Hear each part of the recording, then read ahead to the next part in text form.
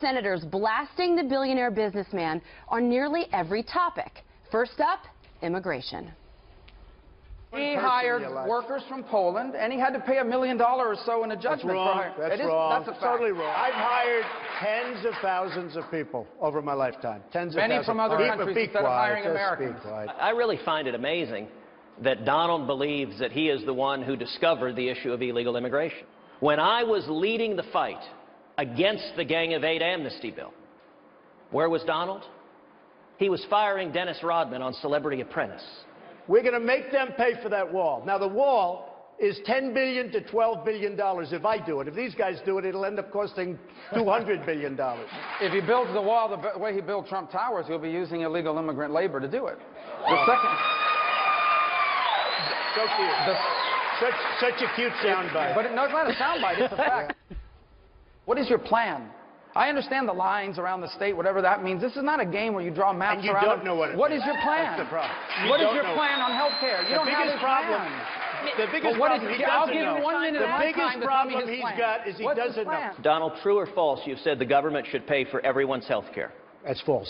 You've never said that. No, I never. I said it worked in a couple of countries, but you've never stood on this debate stage and says it works great in Canada and Scotland, and we should do it here. Did you say if you want people to die on the streets, if you don't support socialized health care, you have no heart? I will not let people die on the streets if I'm president.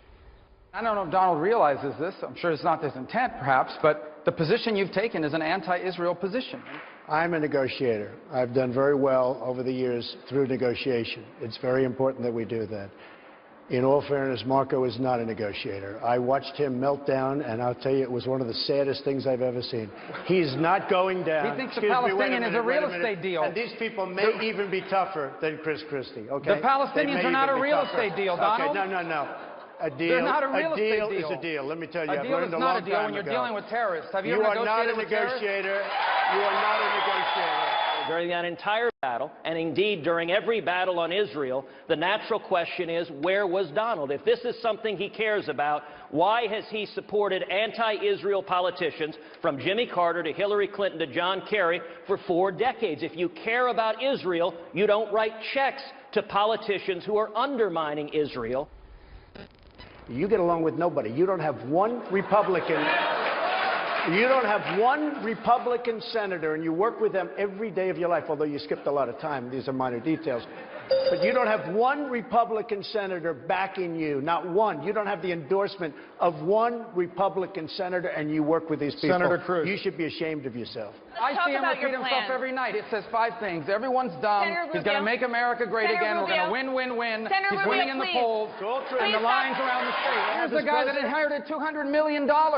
If he hadn't inherited $200 million, you know where Donald Trump would be right now? Selling watches in Manhattan. There's a reason Jimmy Carter said he would support Donald Trump over me, because he said Donald Trump is malleable. He has no fixed set of beliefs or civic thing you've done. What I've seen up here, I mean, first of all, this guy's a choke artist, and this guy's a liar.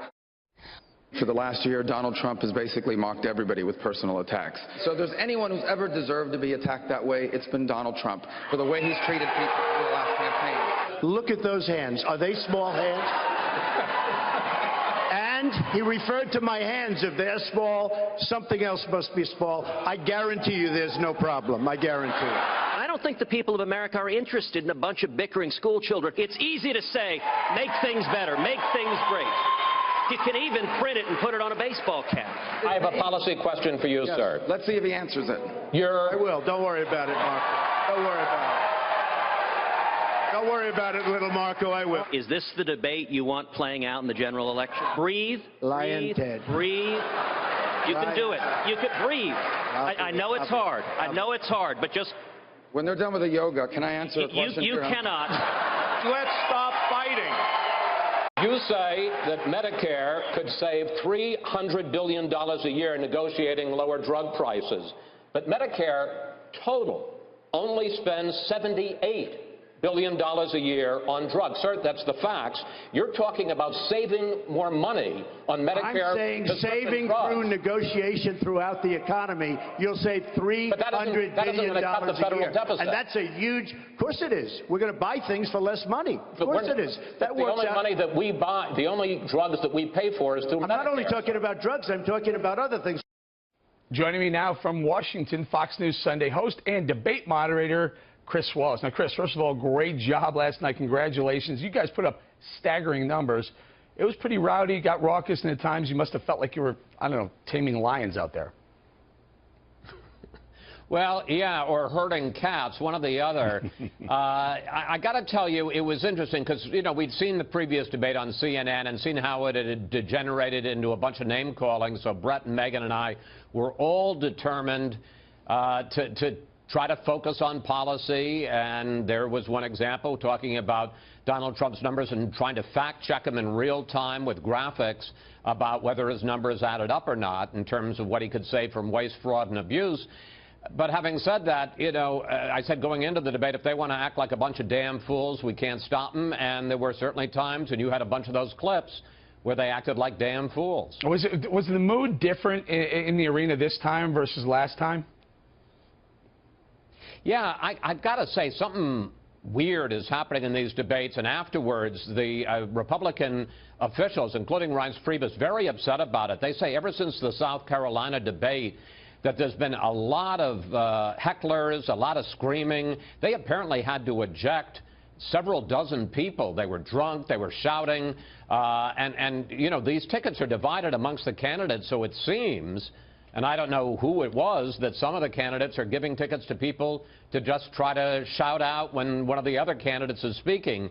You know, look, you want audience participation, audience enthusiasm, but it's getting out of control, and I will tell you the Republican Party officials are concerned about it because they think it only adds to this sense that it's gladiators fighting in the Coliseum. So do they not want that, Chris? I mean, the ratings have been phenomenal across the board. You guys crushed it last night as well, but you have a sense of excitement there. There's the audience is getting involved. The candidates are going back and forth. You're trying to, you know, like you said, herd the cats, but it is very watchable, and we're getting a lot out of that. Well, yeah, but so is Ultimate Fighting Championship, you know, mixed martial wrestling. And yes, do you get a big audience, but is it presidential? And is it more likely that one of these guys that the general public is going to sit there and elect somebody? It's good TV, but is it necessarily good for the Republican Party? That's really the kind of conflict that's going on here. Okay, so tell us about who you thought did very well last night and who you thought didn't. Well, a couple of things, and some of this is what I saw on screen, and there were also some things that I picked up that people wouldn't have seen on camera. One of the things off camera, Marco Rubio was sick as a dog. You could hear it in his voice, but at the end of the debate, he came up, and, you know, we all wanted to shake hands with him, and he said, I'm not going to do that. I got the flu, and he kind of gave us an elbow bump instead. And I think his performance was really hurt because he was under the weather. I thought Trump did very well in the first hour, and you could see a very conscious effort on his part to try to pivot, to be less bombastic, to be more presidential, as he says his wife Melania is suggesting that he be. And you know, he made the point, I'm going to negotiate with Congress. I'm going to be flexible on some positions, including immigration. We've got to be able to make deals and get things done. I'm not always going to have the same position. But as the debate went on, and particularly in the second hour, with the constant attacks from Cruz and Rubio, who really didn't go after each other, they seemed like they were tag-teaming him, you could see him kind of getting dragged down into it. And so by the end, he was back to little Marco and lying Ted, which is, I don't think, where he wanted to begin. Chris, I'm going to tell you, one thing I'm absolutely looking forward to is Fox News Sunday, because I hear you have a couple of special guests, two I'd like to really hear from. Who are they? Yeah, well, at a time when the party seems on the verge of tearing itself apart, we're going to talk to Rush Limbaugh live, a rare television interview. El Rushbo, his millions of fans, you can tune in and see him live on Sunday. And then Mitt Romney, who, of course, made that just extraordinary speech, whether you liked it or you didn't like it, to have somebody who was the last nominee of the Republican Party trying to destroy the guy who is the leading candidate right now this time. It'll be very interesting. Limbaugh and Romney live on Fox News. Wow, that sounds like a great one, Chris. Thank you so much.